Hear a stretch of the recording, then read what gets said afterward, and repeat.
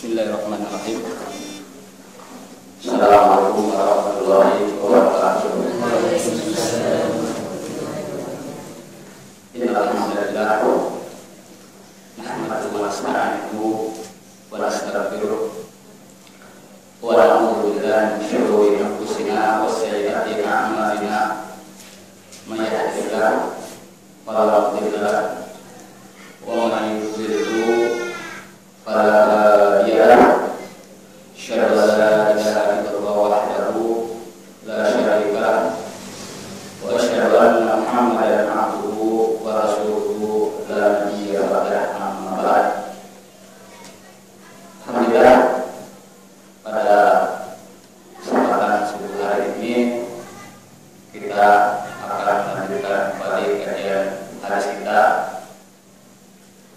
yang biasanya kita membahas kitab Al-Minhaj, yaitu kitab yang ditulis oleh Al-Imam An-Nawawi, syarah Sahih Muslim. Namun demikian, pada subuh hari ini insyaallah kita akan membahas yang sebenarnya juga terdapat pada Sahih Muslim, ya.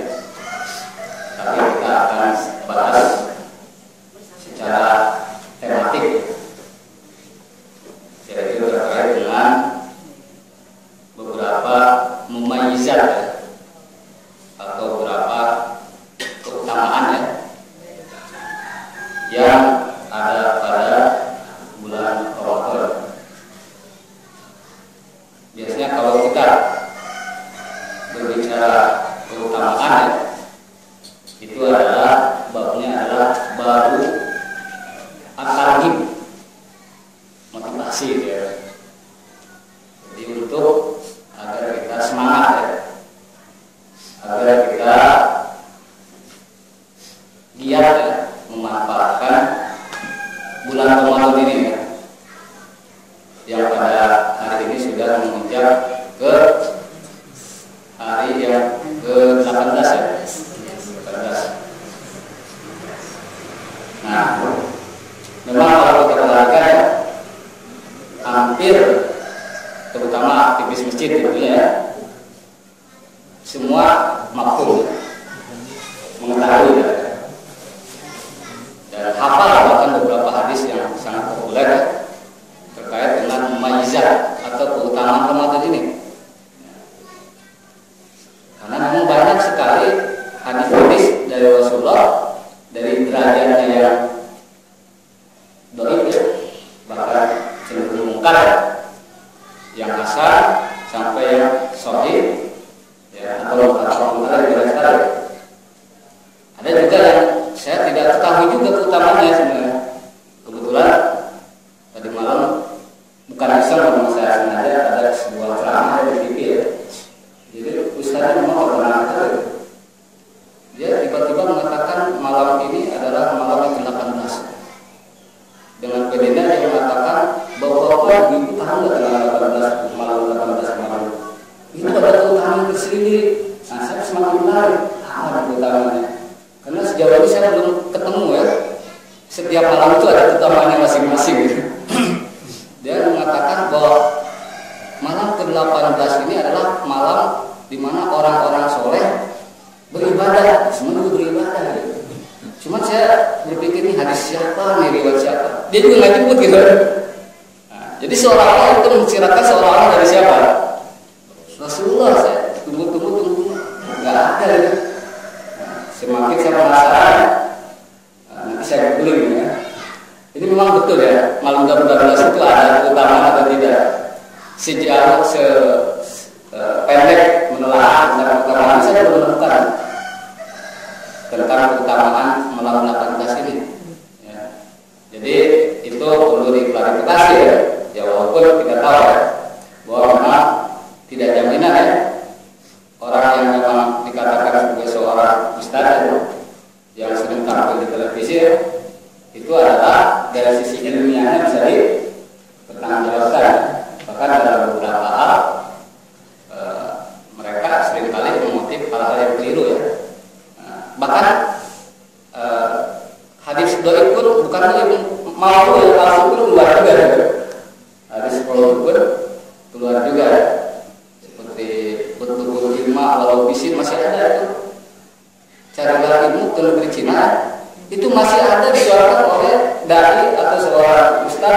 hadis masih ada. Saya heran sekali di belajar hadis atau tidak ya. Nah ini menjadi masalah yang bersama ya. Jadi harus teliti juga ya. Nah jadi dari berbagai hadis banyak sekali keutamaan-keutamaan, kita harus bisa memfilternya. Nah, di antara keutamaan yang hadisnya dhaif ya, di antaranya adalah naum shaim ibadah. Tidurnya orang puasa itu ibadah. Nah ini yang dhaif sebenarnya. Nah, walaupun kita tahu ya tidur kalau dia karena Allah juga sebenarnya ibadah juga ya. Bahkan ada yang Islam ibadah, bahwa ibadahnya orang tidurnya orang berpuasa itu ibadah. Bekerja itu ibadah. Berarti kalau bekerja sedang berpuasa dan dia tidur, berarti dua kali ibadahnya. Kerjanya ibadah, terus tidurnya sambil kerja ibadah juga.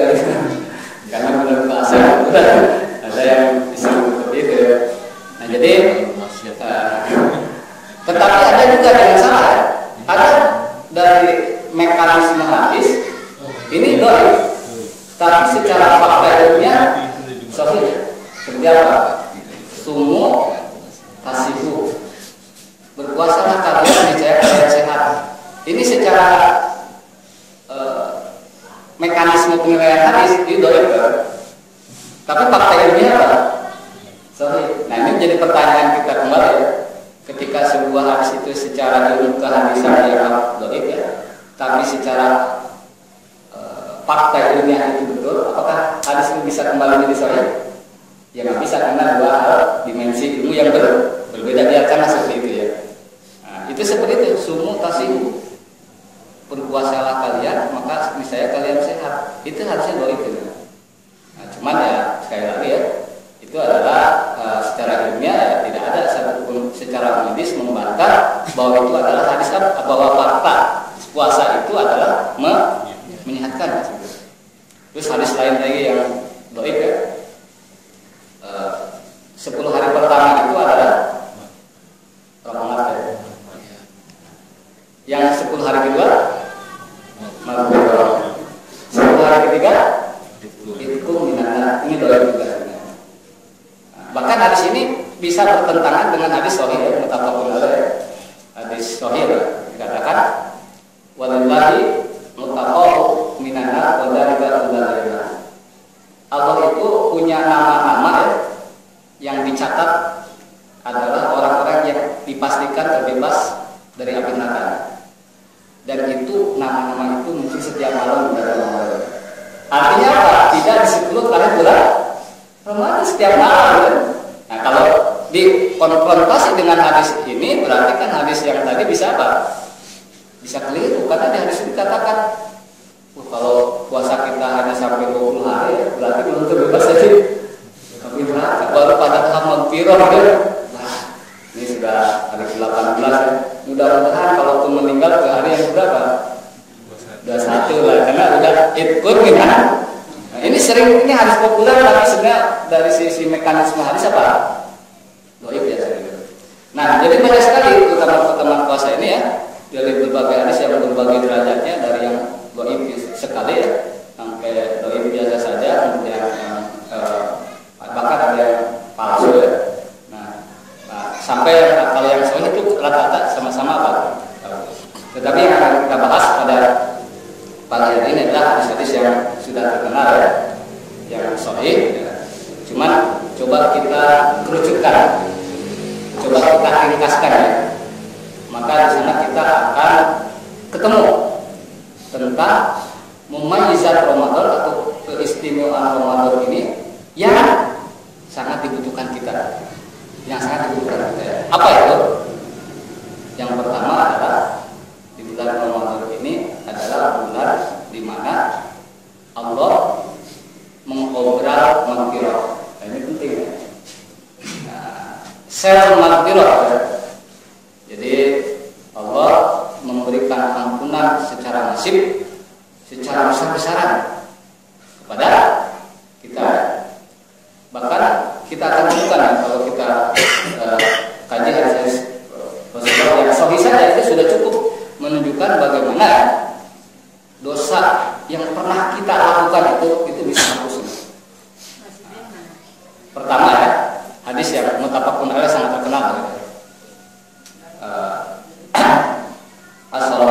masuk ya. Wal jum'ah ila jum'ah wa Ramadan ila Ramadan ya, terkenal sekali. Mukaffiratun lima bainahunna idza ijtanaba ya.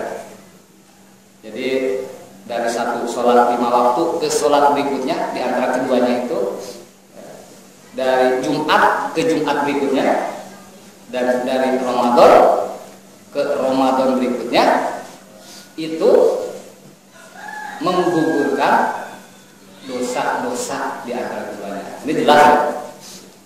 Tapi syaratnya satu di hadis ini ya, idza ijtanaba al-kaba'ira, kalau dia itu menjauhkan diri dari dosa-dosa besar. Kita pernah bahas ini dosa-dosa besar. Yang paling besar itu adalah asyirku ya, syirik ya. Syirik yang paling populer untuk saat ini diantaranya ya, percaya kepada kekuatan batu akik misalnya. Karena memang paling populer sekarang batu akik. Berdurhaka pada kedua orang tua syirik, atau termasuk dosa besar. Apa artinya Bu? Berarti kalau Ramadan tiba, kita tidak mohon ampun ke Allah sekalipun ya, otomatis dosa setahun kita itu di apa? Digugurkan, dihapus setahun ke belakang ya. Nah itu kan sudah lumayan ya? Sudah lumayan ya?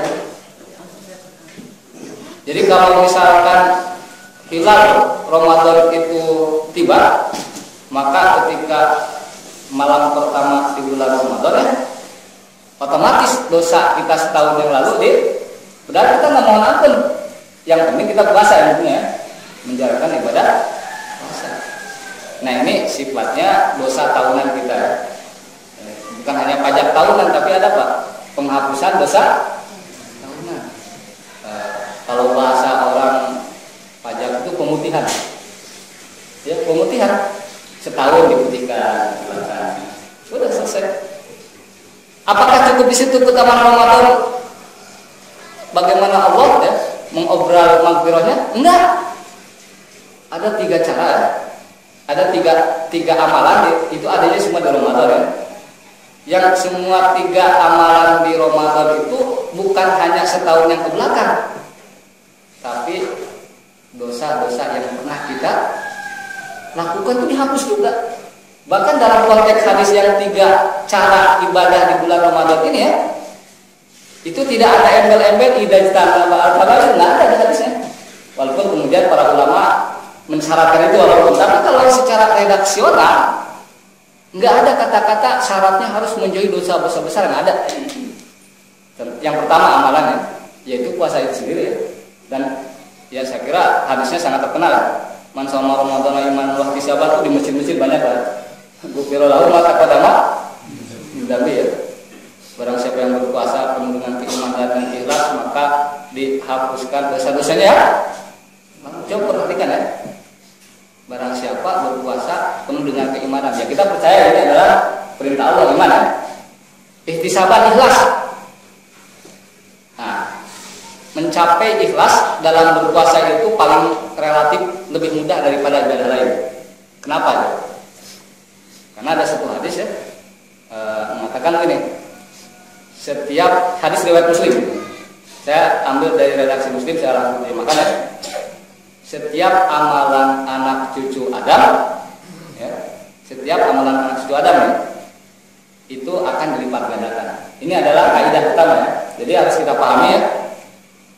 Pahala yang akan kita terima nanti sebenarnya ya, pahala itu tidak sepadan dengan amal yang kita lakukan. Itu kaidah.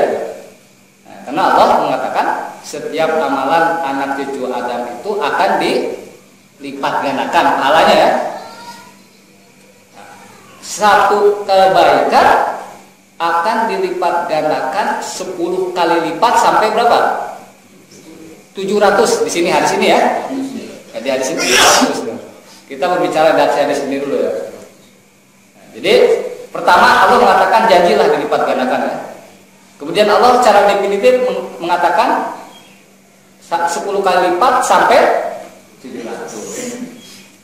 Kemudian Allah berfirman, ini berarti sifatnya hadis kecil ya. illa shaum, kecuali puasa.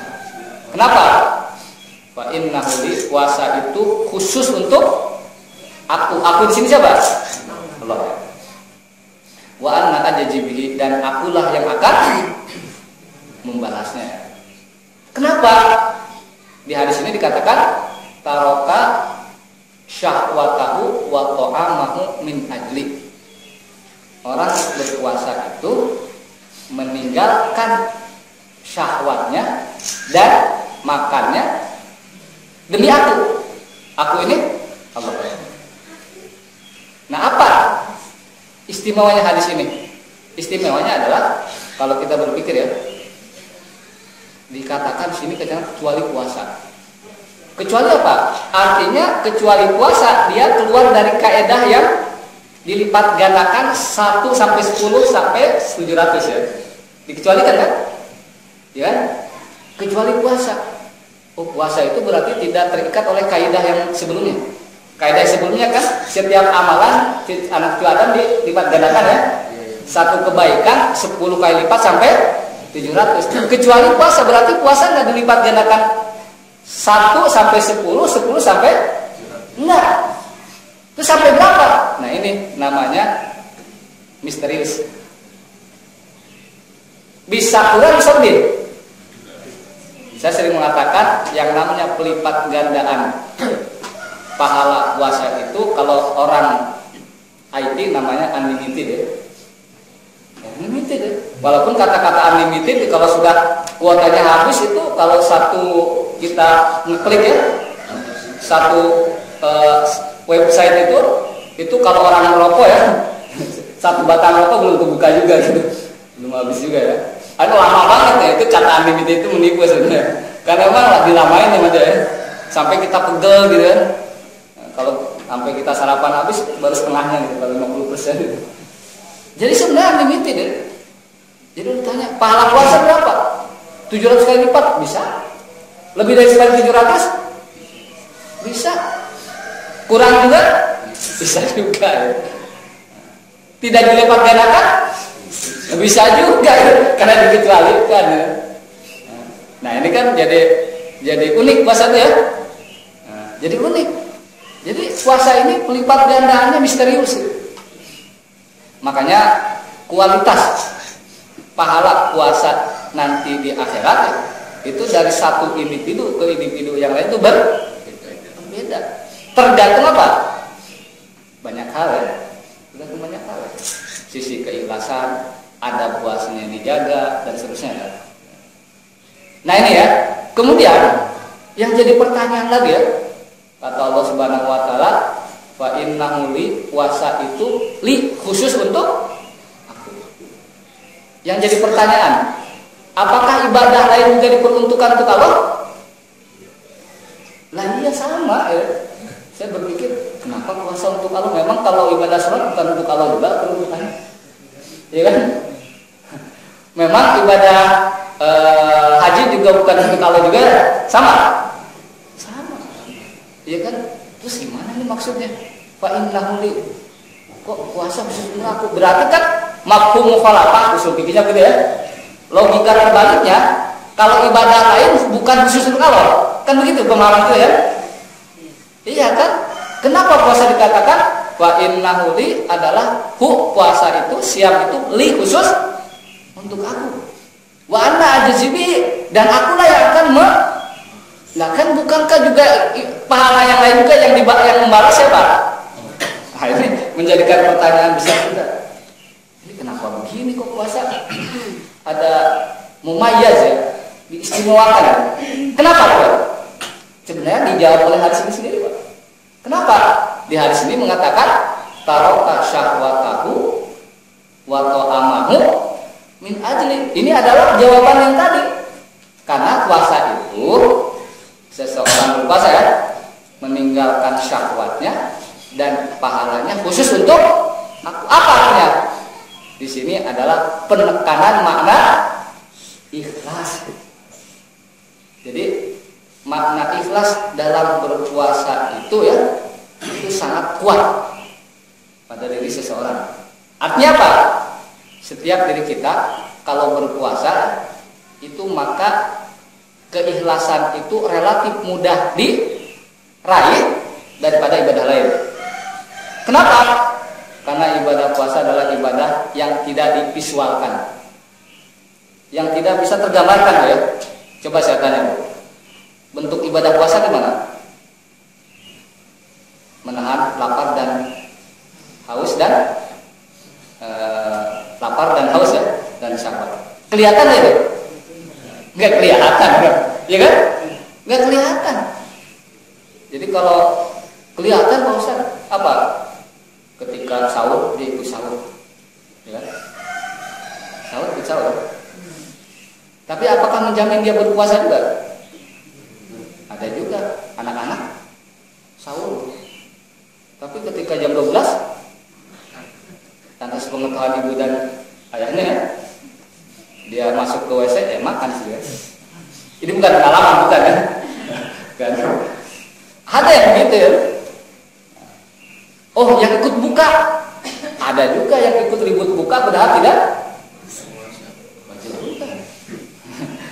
Jadi memang puasa itu susah dideteksi. Ya kalau sholat mudah ya. Ya orang berdiri takbiratul ihram sholat ya. Haji apalagi ya? Nah, haji lah tahu sendiri lah.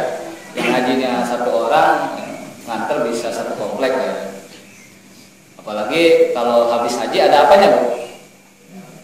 Ada gelarnya. Ya, gelarnya. Tapi sejauh ini belum terungkap alhamdulillah ya, gelar haji palsu ya, ada ijazah palsu.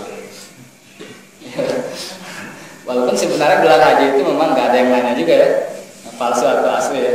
Ini aman-aman aja kalau mau keren-kerenan ya, buat KTP. Cantuminya hajinya ya. Orang-orang bakalan nanya, mana sertifikatnya gitu.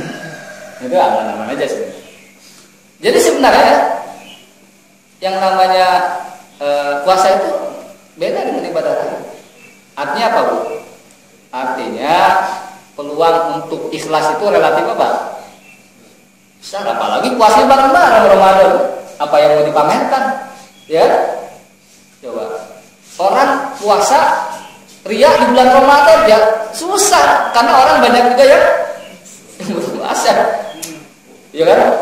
Aduh, lemes nih puasa. Ya saya juga puasa sama. Bisa apa gitu gimana coba? Susah mau memamerkan kita puasa itu susah. Kadang-kadang ya godaan setan ada aja ya, misalkan kita bukan puasa Ramadan bicaranya, puasa Senin Kamis ya. Ini puasa Senin ya. Kita sahurnya ini memang kita lagi makan banyak. Jadi sahurnya 3 piring lah katanya. Ya bisa aja Pak namanya kan lapar ya. Jadi ketika kerja itu seger-seger aja gitu. Ah, saya nggak ada tahu, nggak ada orang yang tahu saya puasa gimana caranya orang tahu. Coba gimana caranya? Ya nggak ada. Ah, meludah-ludah ya, meludah di luar Ramadan orang menganggap itu biasa aja. Susah juga.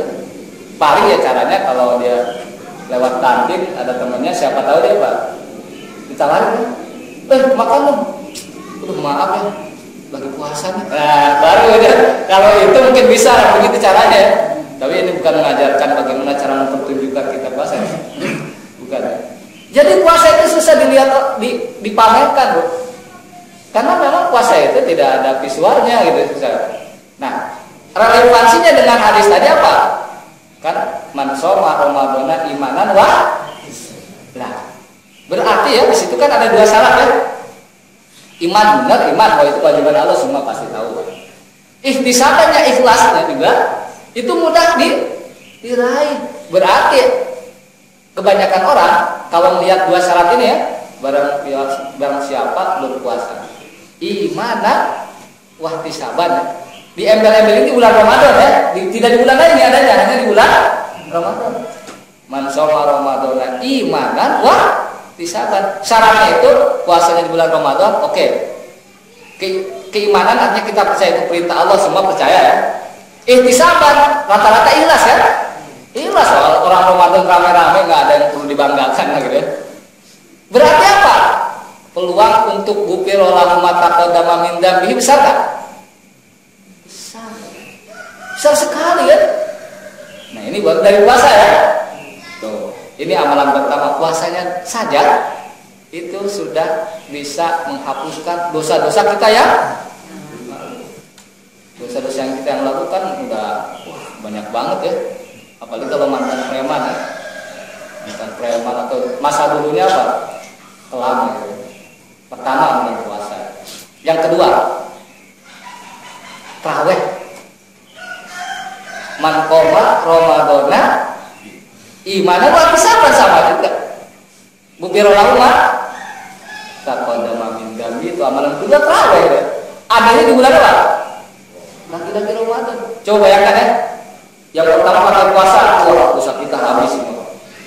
Yang kedua pakai tarawih, habis juga ya. Jadi berlapis-lapis, sudah berlapis ya. Ada dua lapis ya. Bagaimana caranya dosa yang pernah kita lakukan itu diampuni ya, diampuni bukiro, diampuni oleh Allah. Yang unik di sini ya, kenapa ya? Puasa wajib, betul ya? Tarawih sunnah atau wajib? Sunnah. Tarawih sunnah ya. Tapi kok pahalanya sama ya, sama yang wajib? Gimana Bu? Puasa wajib, keistimewaan apa di antara salah satu keistimewaannya itu dosa yang lalu tapi qiyam Ramadan atau tarawih itu juga sunnah, tapi keutamaannya sama dengan apa? Yang wajib. Nah, ini menunjukkan bahwa sebuah isyarat ya, Allah kadang-kadang melipat gandakan pahala sebuah amalan sunnah ke level. Nah, kadang-kadang walaupun dari sisi aulawiyat, prioritas, tetap kita harus mengedepankan amalan apa? Wajib. Contohnya ya, yang keliru nih. Kalau mencari nafkah bagi seorang suami wajib atau sunnah? Wajib. Kalau itikaf? Sunnah. Ada orang itikaf wajib banget. Tapi kemudian dia karena itikafnya semalaman ya, pokoknya ibadah luar biasa. Kewajiban dia bekerja itu harusnya dia harus pandai-pandai mengatur apa? Sehingga di akhir itikaf ya, kemudian dia dapat SP berapa? SP3. Sudah SP3, JHT-nya nggak bisa cair lagi kan? Nggak, sudah direvisi Pak.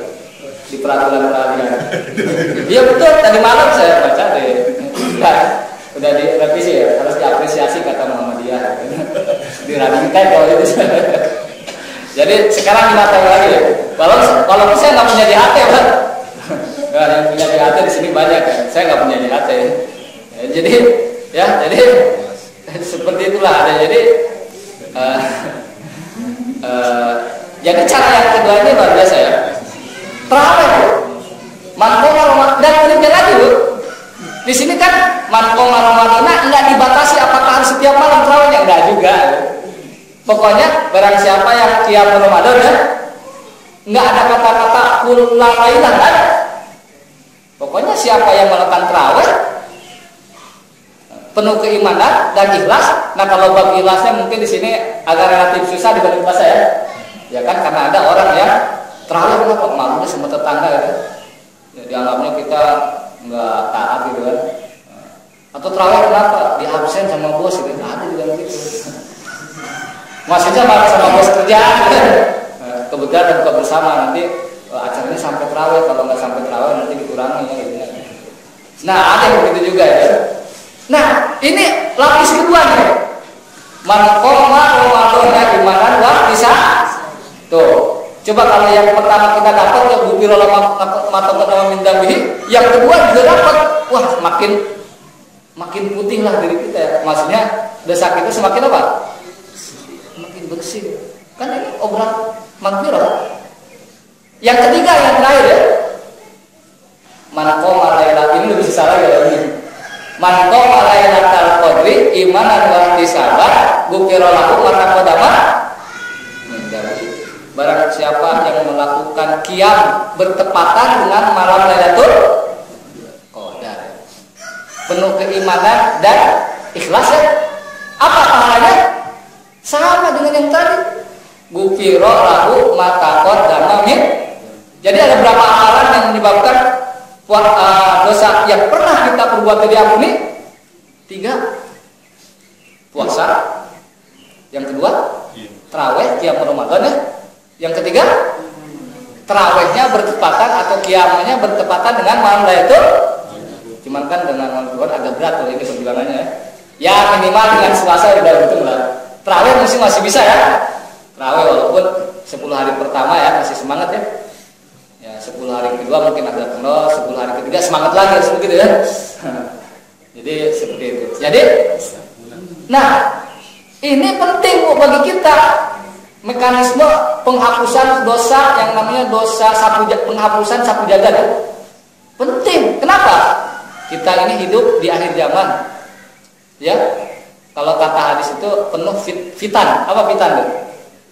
Fitnah ya. Jadi fitan itu Bu adalah kita hidup di gray area ya. Yaitu di wilayah abu-abu yang halal dan haram itu agak susah dibedakan, ya kan? Antara hak kebenaran dengan kebatilan itu susah dibedakan. Kita hidup sekarang kita di zaman seperti itu ya. Betul. Mana orang benar, mana orang yang keliru jahat itu susah dibedakan. Apalagi yang namanya pencitraan ya. Iya kan? Media ya. Orang yang benar jadi salah, yang salah jadi. Ini peran media. Humas biasanya begini nih. Ya, humas begini nih. Peran humas adalah bagaimana agar kliennya itu terlihat apa? Indah. Sebenarnya humas itu adalah pekerjaan setan. Iya kenapa? Wazayyana lahum syaitanu a'malahum. Tugas setan itu membuat pekerjaan mereka walaupun jahat itu menjadi indah. Itu pekerjaan setan ya. Ini secara intinya seperti itu ya. Nah, itu humas setan, tapi ada humas yang benar juga. Nah jadi ya, kita perlu ini. Karena apa? Ya, kita hidup di zaman fitnah. Kalau kata hadis, badiru bil a'mali fitanan ya. Kita sudah pernah bahas di sini ya. Bersegera kalian beramal soleh fitanan sebelum datangnya fitnah. Dahsyatnya fitnah apa? Yusbihu rajula mu'minan wa yumsi kafiran. Saya kembali ungkap ayat ini ya. Ungkapkan dari sini. Pagi harinya dia mukmin, sore harinya sudah kafir ya. Cepat berubah. Sore harinya mukmin, besok paginya jadi cepat sekali. Itu saking apa? Dahsyatnya fitnah. Jadi artinya pada zaman sekarang ini untuk tidak maksiat, untuk terlepas dari perbuatan dosa sangat apa? Susah. Di masjid bisa berbuat dosa nggak? Bisa. Habis pengajian ibu-ibu ngobrol, itu kok baru dasar? Siapa anak kita tuh? Kayaknya janda deh. Emang kenapa? Enggak, suami saya kalau lewat sana ada lama gitu jalannya gitu. Itu kan ngobrolin orang ya, memfitnah. Gitu. Kenapa sih buat contohnya ibu-ibu ya biasanya begitu, tapi insya Allah kalau ibu di sini mungkin soleha. Amin. Gitu. Jadi ya untuk tidak berbuat maksiat itu agak susah sekarang. Contohnya ya, Budul Basar memalingkan, menahan pandangannya dari masjid sih, wah cerah muka ya. Mau jogging ke UI ya, wah di situ udah banyak apa? Pemandangannya beraneka ragam ya. Ya orang jogging kan ada yang pakaiannya kurang bang, gitu. Nah, bukan ada tapi apa? Banyak gitu. Ya ada juga yang berjilbab tapi ketat, ada juga. Nah itu kan dosa juga. Kita mau nonton berita pokoknya di TV ya, pasti setel ya, tetap pembaca beritanya laki atau perempuan? Biasa jelek atau cantik? Cantik atau ganteng? Kalau ibu-ibu, ini bagus beritanya, yang dilihat orangnya aja gitu. Kan pasti ganteng-ganteng ya. Kasih juga cantik-cantik gitu. Makanya saya kagum juga. Saya punya temennya ini teman saya itu salafi gitu. Waktu masih kuliah dulu. Waktu masih kuliah di Yaman ya. Jadi kalau nonton TV sama dia unik. Nonton berita nih, pas ada musiknya di mood. Pas ada berita laki gini kan. Pas yang baca berita dan begini. Saya hebat cuma jadi sulit gitu. Itu saya serius, ada yang begitu. Ya, jadi pas yang baca beritanya wanita dan tidak berjilbab ya, orang Arab ya cakep ya. Ya dibanding Indonesia lebih cakep lah ya. Jadi ketika berita langsung begini kan, cuma suaranya kan dibiarkan lagi. Itu ada teman saya, soleh banget orangnya. Jadi ya itu fitnah memang susah ya. Coba kalau bahkan tahu TV Almanar nggak? TV Almanar itu TV Syiah dari Lebanon. Kalau punya parabola bisa itu gratisan ya. Walaupun di rumah saya tuh nggak ada parabola sebenarnya. Saya dulu ada ya parabola itu ketika pulang kampung aja di rumah saya di Ciamis banget di kampung halaman saya, di rumah orang tua saya malah ada parabola. Di sini saya nggak ada ya. Jadi ada TV Almanar ya. Itu yang baca berita memang berjilbab tapi ya memang cantik dan dandan juga tuh. Dandan juga. Coba kalau kau pernah lihat TV Al Jazeera ya. Itu yang baca berita wanitanya cantik atau tidak? Nah, Ustaz Ghazali cantik ya? Cantik katanya gitu. Nah itu kan fitnah juga, susah juga ya. Susah juga. Itu kan niatnya baik nonton berita. Ya tapi masalahnya itulah yang jadi permasalahan, kenapa yang baca berita kan udah laki aja gitu kan? Ya kan? Tapi kan lagi-lagi yang jadi faktor menarik itu karena faktor apa? Penampilan. Kan kita nggak masuk akal juga. Saya naik kereta ya, komuter lain. Mungkin di antara bapak yang naik komuter lain, saya lihat ada iklan sepatu boot tau nggak? Kok tiba-tiba ada wanita ngomong di bawah sepatu itu begini? Ini apa hubungannya wanita dengan sepatu nih, Pak? Nah ini artinya memang hidup kita ini dengan mudahnya berbuat apa? Mudah sekali berbuat apa? Dosa ya. Nah artinya kalaupun kita menyadari kalau kita mudah berbuat dosa kita semakin banyak, kita perlu adanya pembersih dosa kita itu yang masif ya. Adanya di bulan apa ya? Ramadan yang menyediakan bagaimana dosa-dosa kita yang kita ini hidup di akhir zaman, di tepi zaman, yang susah untuk tidak berbuat dosa, tetapi Ramadan bisa apa? Bersihkan lagi. Semuanya itu, bayangkan semuanya. Saya membayangkan kalau kita sudah, saya nggak tahu di sini bapak ibu udah berapa puluh kali kita berRamadan. Mungkin ada yang lebih 30 kali ya Bu ya, ada yang 40 kali. Membayangkan kalau tiap Ramadan itu kita dapat keistimewaan, dosa kita diampuni semua ya. Wah mungkin bersih terus gitu ya. Wah kinclong udah ya. Cuman kan sekali lagi masalah kita tidak tahu ya, seberapa berhasil kita meraih keutamaan ini ya. Sehingga ada satu hadis riwayat Ibnu Majah ya. Hadisnya saya potong aja sebenarnya. Ada 3 golongan, tapi yang satu golongannya yang berhubungan dengan kita ya. Celaka orang yang mendapati Ramadan tetapi tidak diampuni dosa-dosanya. Hadisnya terkenal ya, itu terkenal sekali. Jadi celaka ya orang yang begitu. Bahkan ya, saya mau tanya, doa apa yang dianjurkan ketika pas Lailatul Qadar? Minta ampun apa tuh? Ampunan juga. Aisyah yang nanya ya Rasulullah, ya Rasulullah kalau saya bertepatan dengan Lailatul Qadar apa yang harus saya ucapkan? Allahumma innaka afuwwun tuhibbul afwa fa'fu. Apa isyarat di situ? Isyaratnya adalah seolah-olah kita berdoa Allahumma innaka afuwwun tuhibbul afwa lebih dari 1000 bu. Wah, lama sekali. Bisa nggak kita selama 82 tahun 4 bulan ya kurang lebih lah. Itu kita berdoa kepada Allahumma innaka afuwwun tuhibbul afwa Allahumma innaka. Allah itu ya, kalau terus-terusan diminta, hanya Allah akan tersenyum seperti hadis yang pernah kita bahas di sini. Ada orang mau masuk surga. Jadi dia itu orang yang terakhir masuk surga. Dia sudah berdiri di depan apa? Pintu surga. Kamu mau apa? Saya pengen baunya aja katanya. Ada itu di hadis yang pernah kita bahas tuh. Jadi Sahih Muslim. Terus habis itu apa? Saya nggak minta lagi.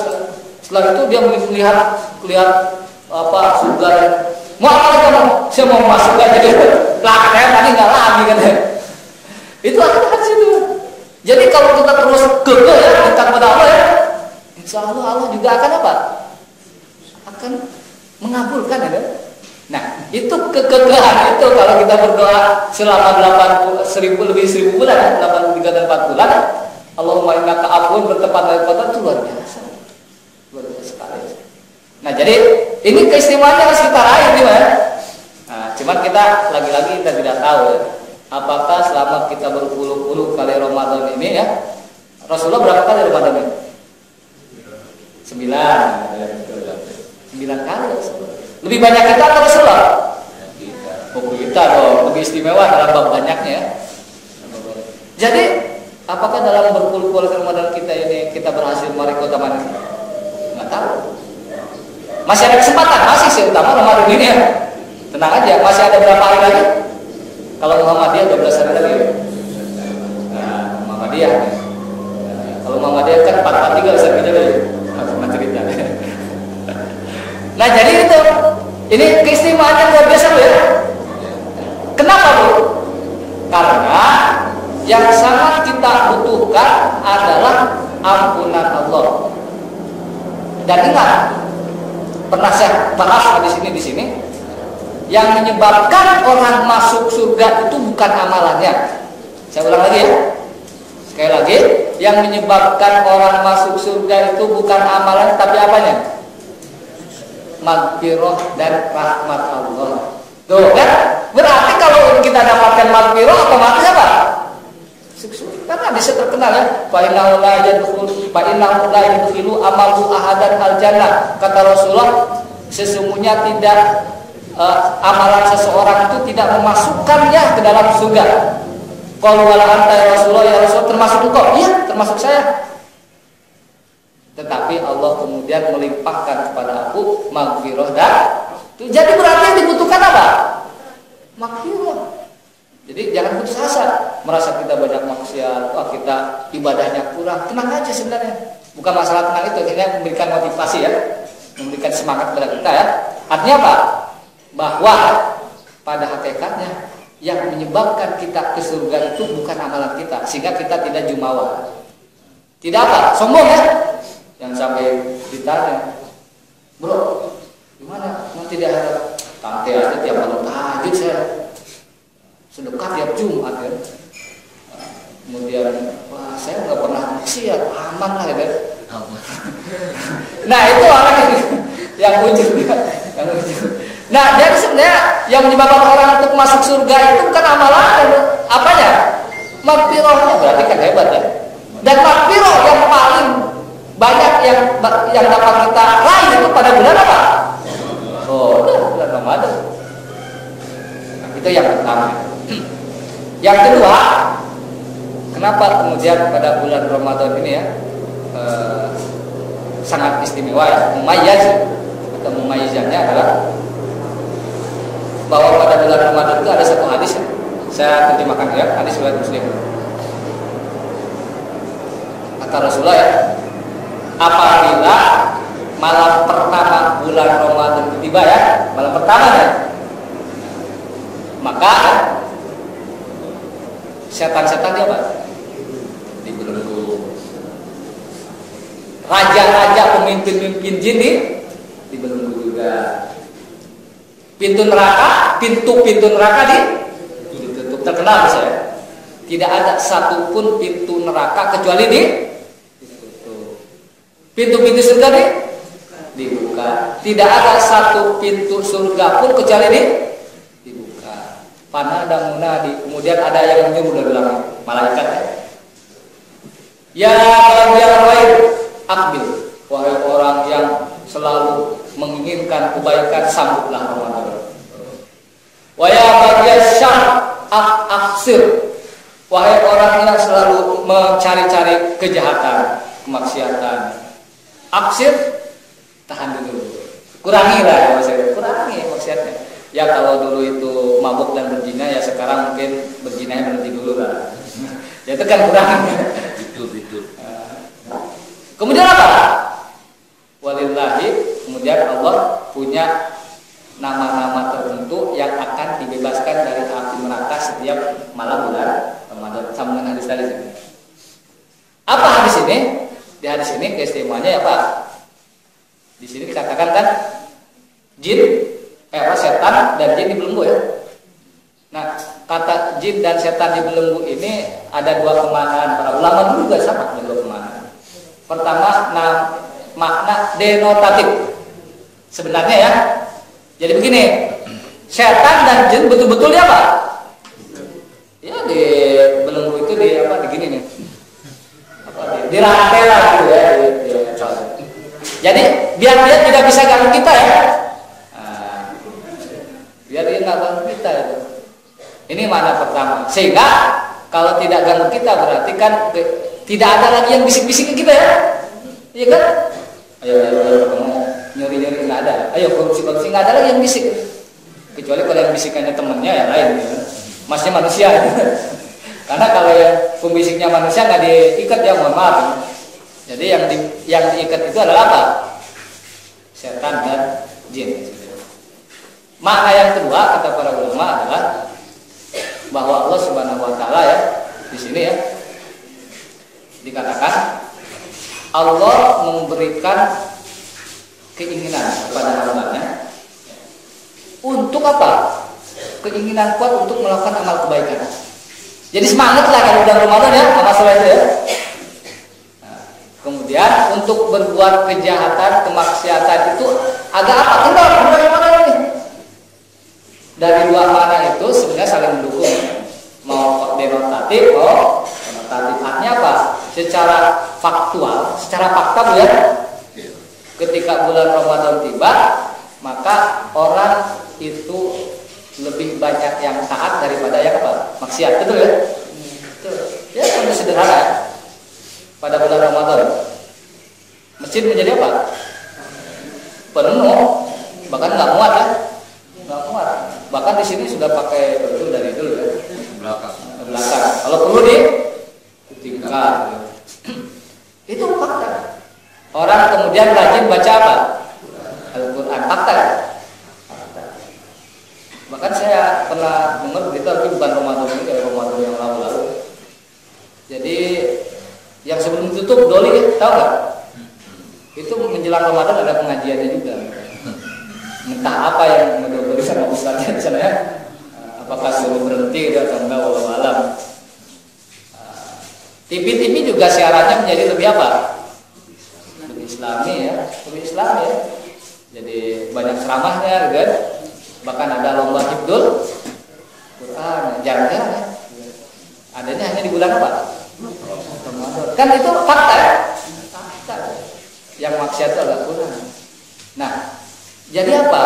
Bahwa pada bulan Ramadan ini ya Allah Subhanahu wa taala menggiring umatnya untuk melakukan amal kebaikan.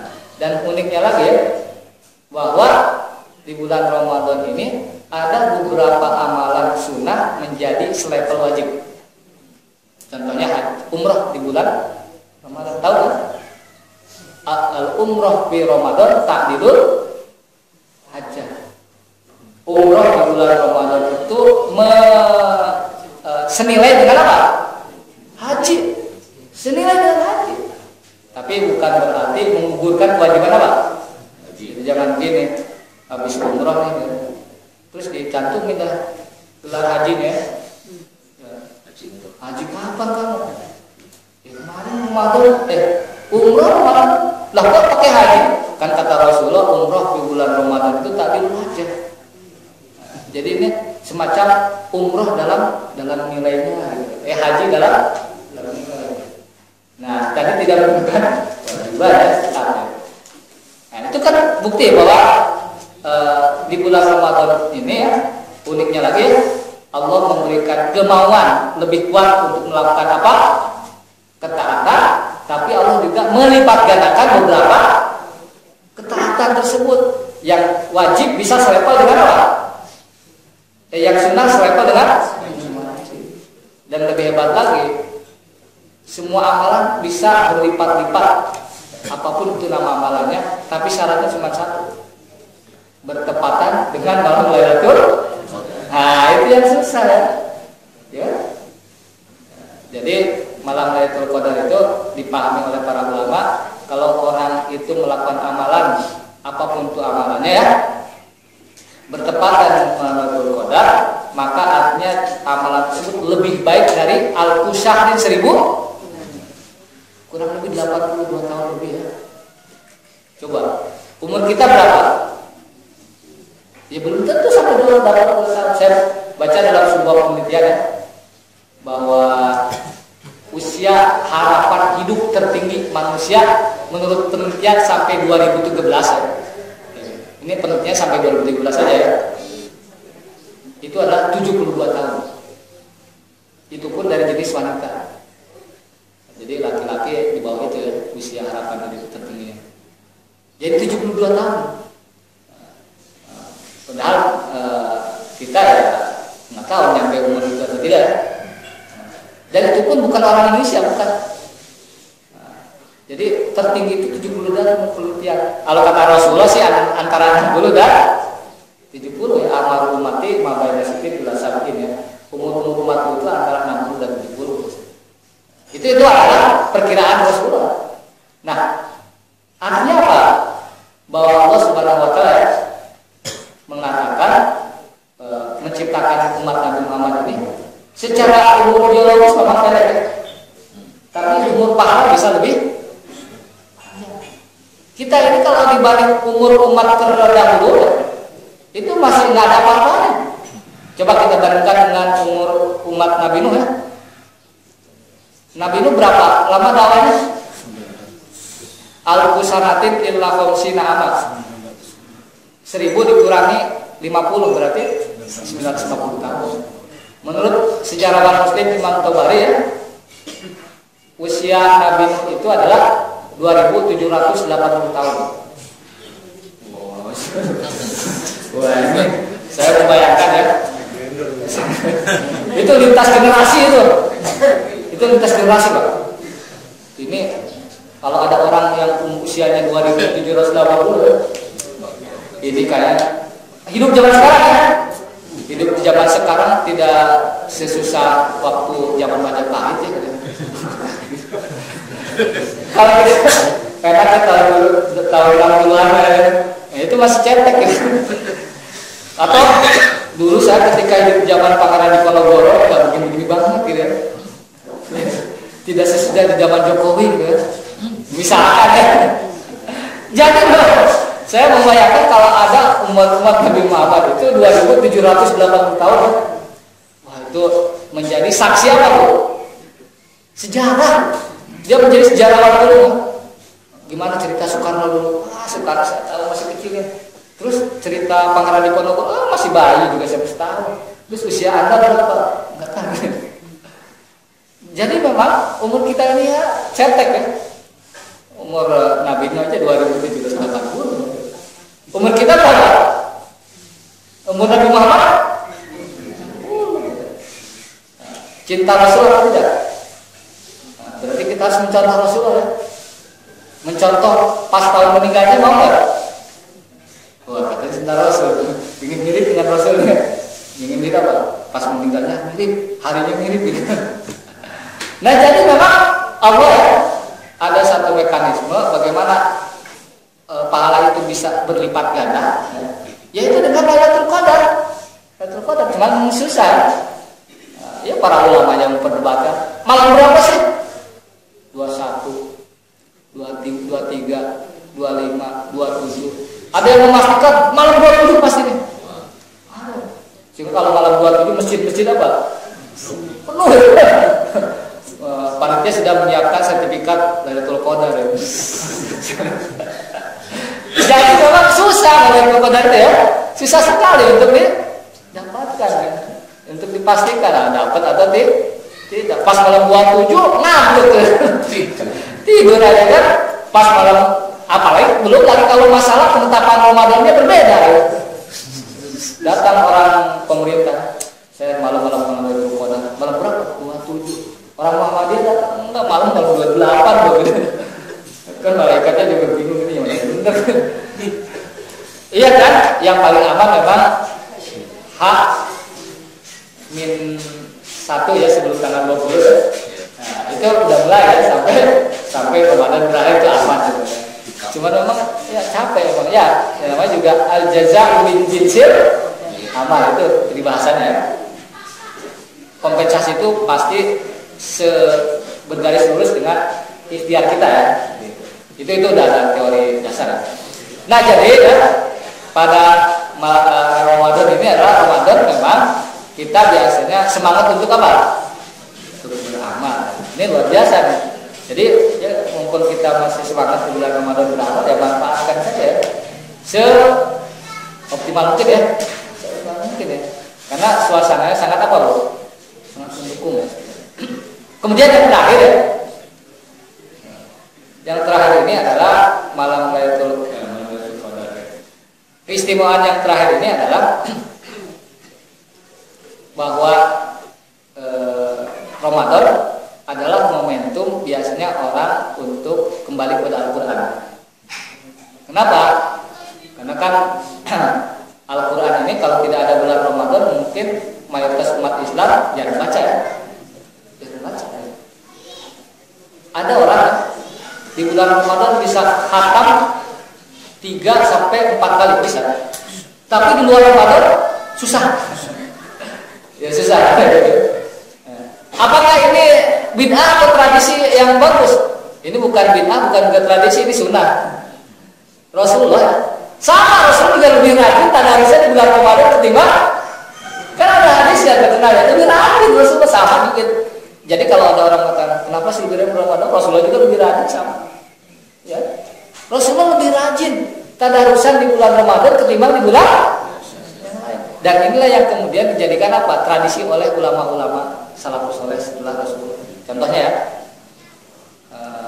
Imam Az-Zuhri, ulama hadis di zaman Umar bin Abdul Aziz ya. Dia mengatakan, "Idza ja'a Ramadan," kalau Ramadan itu tiba, fa inna dia tilawatul Quran.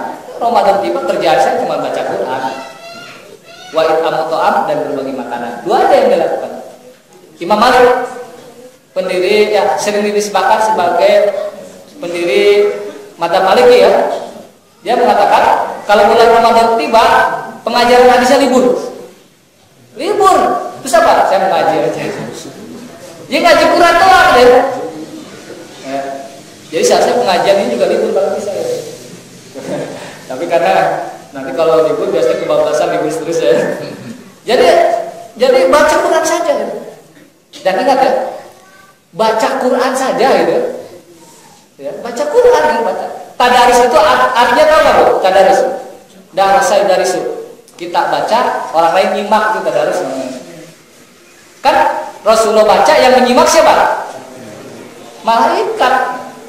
Nah, kita mau disimak malaikat. Malaikatul maut. Nah jadi sebenarnya tadarus itu memang harus ada yang menyimak ya, tapi ya semua orang sibuk, yang penting kita bisa. Nah ini sebenarnya momentum ya, bagaimana bahwa kita ini kalau di bulan Ramadan itu tidak terlalu intens interaksi dengan Al-Quran, maka di Ramadan intens ini ada sebagai sebuah langkah awal ya, agar setelah Ramadan pun kita tetap apa? Intens. Nah jadi diingatkan, kita ini punya Al-Quran, harus dibaca minimal, maksimalnya diamalkan tuh ya. Dibaca, ditadaburi, diamalkan, baru dihafal. Ujungnya sebenarnya dihafal. Dihafal itu belakangannya, yang penting diamalkan ya. Diamalkan. Nah itu jadi ini ya. Ini pun berkaitan dengan tradisi juga. Tradisi apa? Bahwa ini berkaitan dengan historis ya. Sejarah. Malam tadi tanggal berapa? 17. Nah jadi ya itulah 3 keutamaan yang kalau diringkas diperas lah ya. Itu adalah untuk kepentingan kita bersama ya. Yang pertama adalah bagaimana bulan Ramadan ini adalah Allah mengajar amfirohnya. Yang kedua bahwa di bulan Ramadan ini Allah memberikan semangat lebih untuk beramal soleh dan keengganan untuk melakukan maksiat itu berkurang. Di satu sisi kemudian Allah melipat gandakan amalan-amalan pahala amalan-amalan sunnah ke level bahkan wajib ya. Yang terakhir adalah di situ ada tradisi ya di bulan Ramadan ini adalah mengintensifkan tilawah apa? Tilawah Al-Quran. Nah setidaknya ketiga utamanya kalau bisa ya kita raih. Jadi ketika Ramadan selesai ini ya dosa kita selesai maksudnya tidak ada lagi ya. Kemudian kita sudah terbiasa dengan amal-amalan soleh ya. Sehingga kan kalau setelah Ramadan selesai biasanya ada puasa apa? Syawal. Agar nggak lupa ya kamu kemarin puasa kok bisa sebulan. Coba dilatih tambah hari bisa nggak ya? Tapi gue masih banyak gimana ya kan? Jadi dilatih ya. Kemudian juga di luar Ramadan juga kita dilatih untuk tilawah Al-Quran secara intensif juga ya minimal sebulan itu khatam minimal. Nah itu saja mungkin dari banyak hal dari banyak hadis-hadis yang menunjukkan dari mu'jizat ya, keutamaan atau keistimewaan yang ada pada bulan Ramadan. Jadi mudah-mudahan kita bisa meraih ketiga kesukaan tadi ya. Sebelum kita tutup ya di sini mungkin ada hal yang mau ditanyakan kalau Bapak Syukur silakan. Silakan Bapak Ibu yang mau tanya. Kalau nggak ada yang nanya saya duluan. Silakan. Ada?